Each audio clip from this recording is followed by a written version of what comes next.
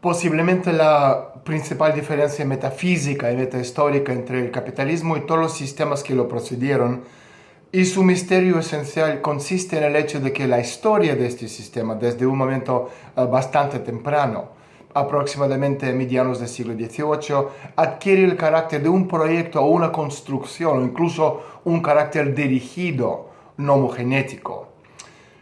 No se puede decir que antes del siglo XVIII nadie, ninguna fuerza política hubiera intentado dirigir el curso de la historia de tal o cual forma, pero estos intentos, con muy escasas excepciones, primero tienen un carácter local y segundo, eran a corto plazo y como regla fracasaron.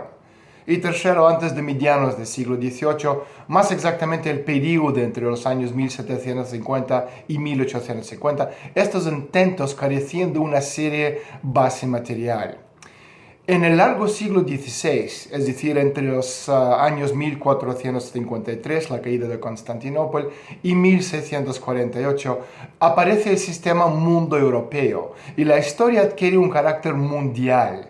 Además, surgen condiciones necesarias y suficientes para la planificación histórica por aquellos grupos que al tomar como punto de partida la época del largo siglo XVI, en los 100 años posteriores, se convirtieron en operadores del mercado mundial y por consiguiente potencialmente en operadores de la historia mundial.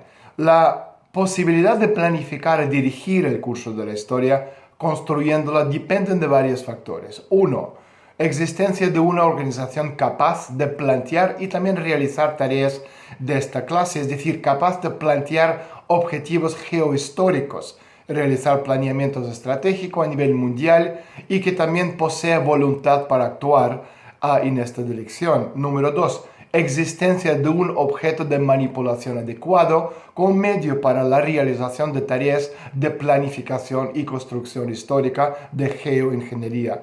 Y número tres, existencia de una base financiera que garantiza el acceso al poder y la propiedad y asegura las posiciones de estas dos esferas.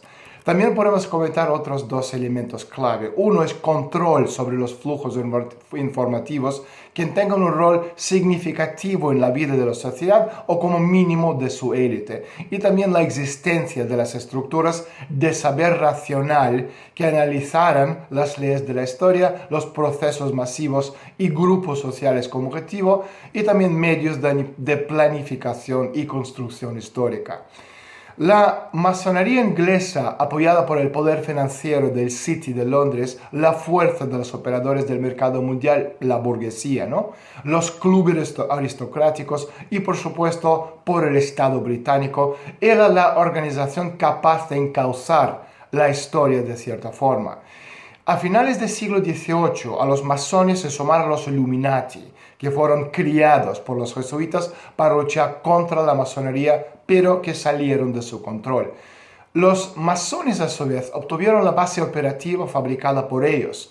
Me refiero concretamente a los Estados Unidos, una nación creada artificialmente como una especie de polígono histórico al cual pronto se trasladaron también los Illuminati que siguen prosperando ahí hasta el día de hoy a través de organización que conocemos como Skull and Bones de la Universidad de Yale y también otros grupos y estructuras que se sentían incómodos en Europa. A mediados del siglo XVIII, sorprendentemente aparecieron tanto un adecuado objeto de manipulación como una base financiera muy potente y nuevos flujos de información. El objeto de manipulación puede ser la masa o, en menor medida, la clase, es decir, un material humano atomizado que consta de individuos y no de colectivos.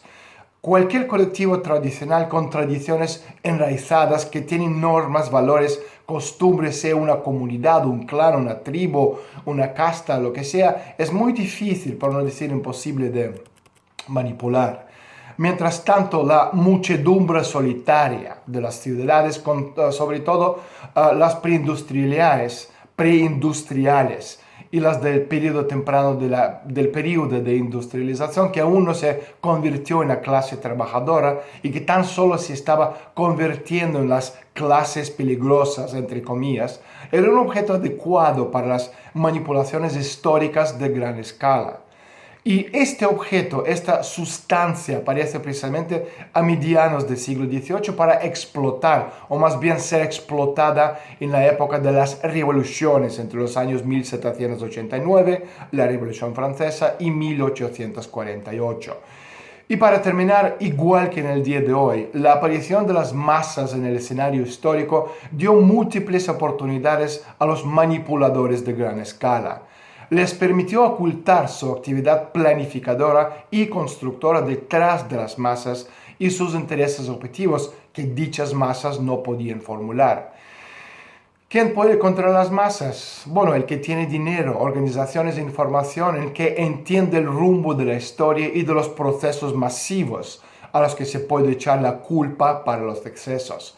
Precisamente con la aparición de estos conjuntos de individuos, digamos hombres de la multitud, como decía Edgar Allan Poe, y los procesos masivos, las leyes de la historia adquieren un carácter visible y bastante racionalizable y por lo tanto se puede a dominarlas. Lo único que se necesita es la organización y las finanzas. En este sentido, con el arresto hoy de Julian Assange de Wikileaks y las elecciones que vienen tanto en Colombia como en Canadá en el mes de octubre, como en tantos otros países a nivel de gobernaciones o presidencias, es importante tener en cuenta cómo funcionan los medios de masa, cómo funciona el control de información y también la manipulación por detrás de la gente que tiene mucho dinero y muchos intereses ocultos.